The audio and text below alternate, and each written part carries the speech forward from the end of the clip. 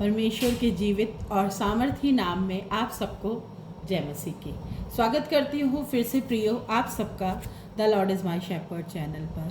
आज मनन करने का विषय जो पिता ने मुझे और आपको दिया है वो बहुत ही महत्वपूर्ण है, जो मैं और आप शायद हर रोज़ हर समय जब से हमने अपना होश संभाला, हम इस दुनिया में आए, हम ईश्वर से परमेश्वर से पूछते रहते हैं कि प्रभु तू हमें कोई संकेत दिखा कि तेरी क्या इच्छा है हमारे जीवन में। आज वही है कि तुम्हें परमेश्वर एक संकेत जो तुमने मांगा था वो आज यहीं पे शायद आपको वो दिखाना चाहते हैं। आप इस वीडियो को देख रहे हैं तो शायद वो संकेत आज आपके लिए है कि आप किस प्रकार से पहचान पाएं कि प्रभु आपके जीवन से क्या चाहते हैं। कभी कभी हम बड़े बड़े चमत्कार की उम्मीद रखते हैं अपने जीवनों में। आकाश से आवाज़ आए, शायद हम ये भी कहते हैं कि प्रभु ऐसा होगा तो हम ये समझ जाएंगे, ये होगा तो हम ये समझ जाएंगे, ऐसा हो जाएगा तो हम ये समझिए। बहुत सारी कल्पनाएं हम अपने जीवन में करते हैं, परंतु ये कोई असाधारण घटना नहीं है। ऐसी कोई असाधारण घटना हमारे जीवन में प्रियो होती ही नहीं है, लेकिन अक्सर परमेश्वर मुझे और आपको हमारे जीवनों में संकेत दिखाते रहते हैं, जिन संकेतों को हम शायद देख नहीं पाते, समझ नहीं पाते।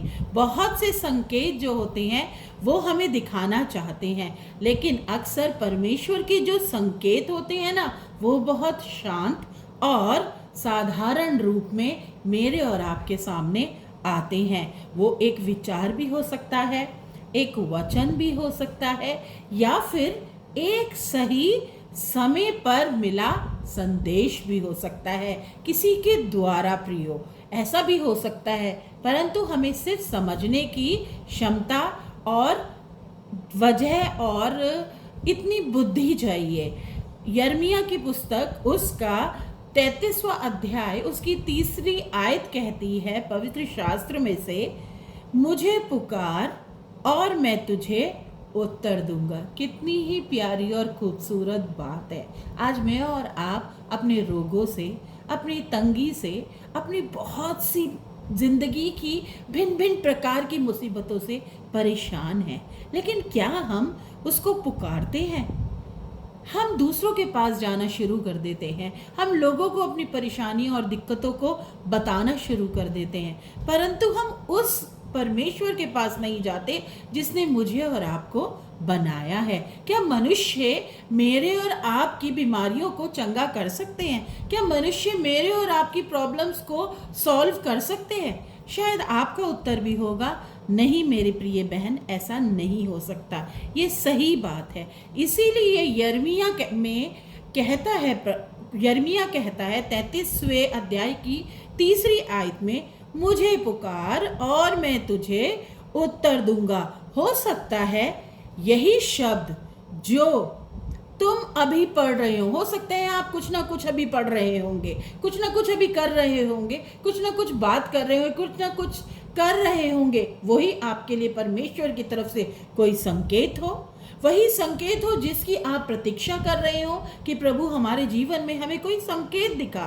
परमेश्वर कह रहे हैं, मैं तुम्हें देख रहा हूँ।